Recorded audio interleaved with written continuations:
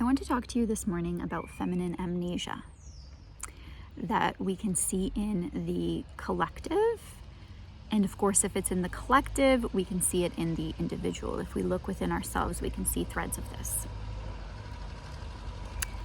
Now, there's a million things that we can list that we know have happened throughout history that would have caused this deep suppression, accumulated, leading us to this point in history where we are, where I would say we are not holding the holiness, the sacred within us, not holding the feminine responsibility. And as I sat with it in deeper practice this morning, I started to feel this like depth of fatigue in my body. Like it just like my whole body felt so heavy, and I had this like, oh, like I'm just tired. And it made me think of this idea of feminine amnesia, and what doesn't seem, but I think is actually selective, and probably with good reason for a really long time. I'm thinking about movements of the church. I'm thinking about movements from medicine and developments, and just the direction that our society over hundreds of years has gone has really intentionally pushed certain parts of the feminine down to the point where that exhaustion became the norm. And at some point, it even switched from a conscious selective forgetting to now forgetfulness of this knowing, of this power, of this connection to the feminine is just standard. And when I felt this exhaustion, I could feel this part that is like, I'd really just rather not. I'd really just rather not hold that responsibility. I'd really rather not get into holy and get into the sacred. And I just don't want to fight. And I don't want to oppose. And I don't want to constantly go upstream. I'm just done. Can I just like get through this?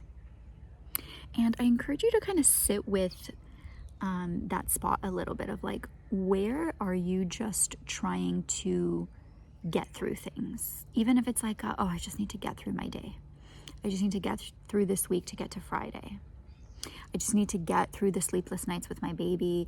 We just need to get through toddlerhood. I need to just get through sex right now. Like, I don't really want to, but like, we just got to get through it. Because it's the part of you that isn't fully committed to being here and to experiencing. And there is the part of you that's like, I'd just rather not. So I'm going to act like I can't see it. And there's a deception in that, like, well, I can't see my holiness. I can't feel the sacred. Like I'm not that powerful. I don't have that much energy. You can feel the threads of deception in that. But the other piece that you can feel the threads of deception in is in the exhaustion, in the I just can't even. I don't even have the energy left in me to fight this. Because it is more energy consuming to be out of alignment than to be in alignment.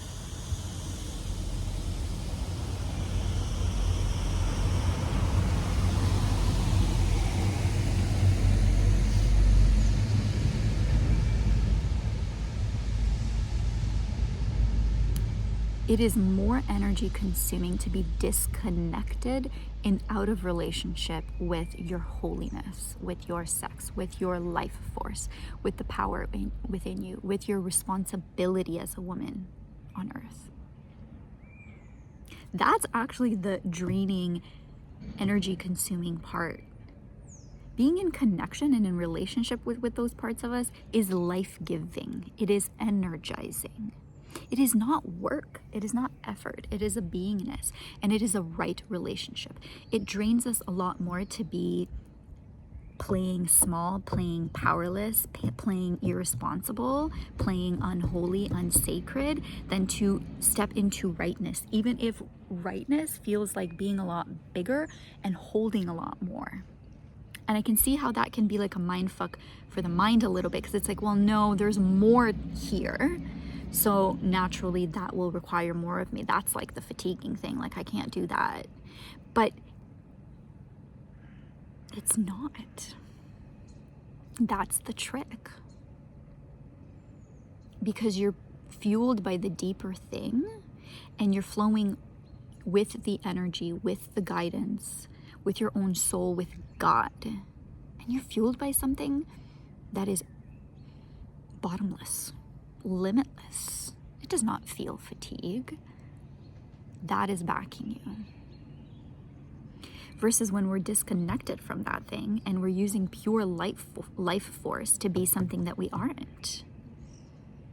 And in the content of our life, this can also show up as, that relationship I shouldn't be in, that job that is not it for me, that I'm just trying to get through, where I live or how I live, or the relationships around me, or my behavioral patterns, my relational patterns, blah, blah, blah, blah, blah, blah. We can get into the content of it, but it's not really about the content. It's about the connection to the deeper thing and the holding of the erectness in the right beingness, in like the trueness of your expression and of your essence, and that you're embodying in alignment,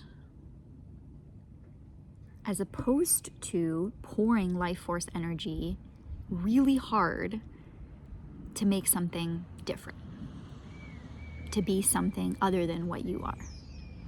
And so when I felt this exhaustion and I felt this part in us that, she just doesn't want to go there. She doesn't want to fight. I felt that. I felt it in my body where it was like, I can't fight. Like I actually need to bow out right now. Like I don't want to. And there was a time in history where that was true, probably. Just like in our patterns, we've developed them in our mechanisms and our defense mechanisms during parts in our life where they were adaptive, perhaps, for survival.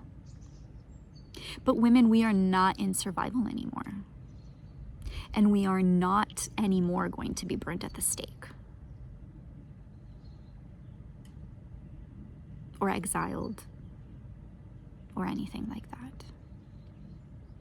We're actually in a really privileged time in history where we can be in that full expression. It is safe to. That does require rewiring, I believe, and I have compassion for that spot. However, there's transformation even before actually changing anything and seeing that it even exists inside of you. The outdoors is not cooperating with me right now. I thought it was going to be the quietest space to give this transmission that wanted to come through, but we're going to work with it.